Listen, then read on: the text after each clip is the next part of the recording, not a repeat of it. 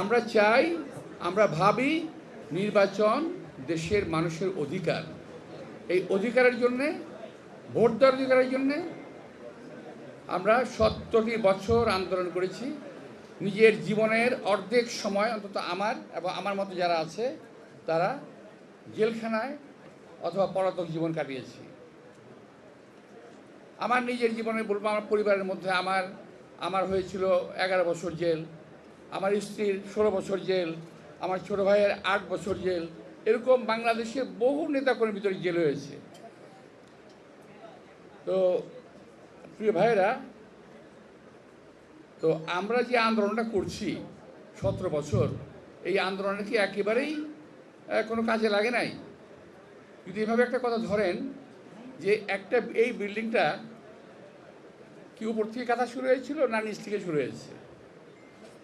নিচ থেকে শুরু হয়েছে, একের পর ইট গাঁথা হয়েছে, একটা বিল্ডিং তৈরি হয়েছে। কেউ যদি ভাবেন যে আমরা একেবারেই আসমান থেকে নাজিল হয়েছি এবং আমরা সমস্ত কিছু আমাদের দখলে, সারা বাংলাদেশ আমাদের সমর্থনে আছে, সুতরাং আমরা যা খুশি তাই করব, এটা কিন্তু খুব ভালো লক্ষণ নয়। নির্বাচন দিলেই বিএনপি ক্ষমতা আসবে, এই কথা যারা ভাবেন, সঙ্গে এটা কেমন, এটা যদি ভাবেনই আপনারা, তাহলে এটা কেন ভাবেন না যে বিএনপি একটা অত্যন্ত জনপ্রিয় একটা দল? এটা কেন ভাবেন না? পাশাপাশি বিএনপি ক্ষমতা নাই এখন, নির্বাচন দিলে বিএনপি রিগিং করবে সে অবস্থাও নাই। সুতরাং নির্বাচন দিলেই যদি বিএনপি ক্ষমতা আসে, তাহলে আপনাদের ধরেই নিতে হবে যে বিএনপির নির্বাচনে যাওয়ার মতো মানে জনপ্রিয়তা আছে। ওখানে আপনাদের ভয়টা কেন? জনপ্রিয় একটা দল যদি ক্ষমতায় যায়, আপনাদের অসুবিধা কী?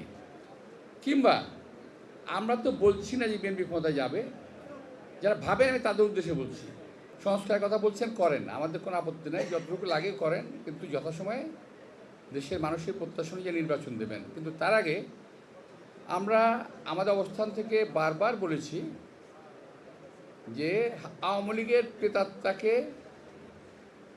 রেখে হাসিনা চলে গেছে, কিন্তু তার প্রেতাত্মারা সব রয়ে গেছে। আমার সামনে এখন 8 জনের নাম আছে, আমি এখন বলবো না।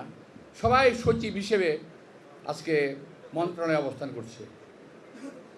আবার সবচেয়ে আশ্চর্যজনক বিষয় হলো, এত কথার পরেও, এত বিরোধিতার পরও মাত্র 2 দিন অথবা 3 দিন আগে সচিবালয়ে আরেকজন প্রাক্তন সচিবকে, রিটায়ার্ড সচিবকে, বাকশালী সচিবকে নিয়োগ দেওয়া হয়েছে কন্ট্রাক্টে, এই কয়েকদিন আগে, আজকে কালকে অথবা পরশু দিন।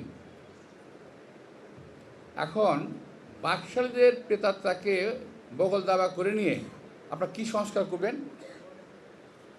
জাতির কাছে প্রশ্ন জাগে, আমার কাছেও প্রশ্ন জাগে। আমরা কি আওয়ামী লীগকে আবার ফিরিয়ে আনার রাস্তা করে দিচ্ছি?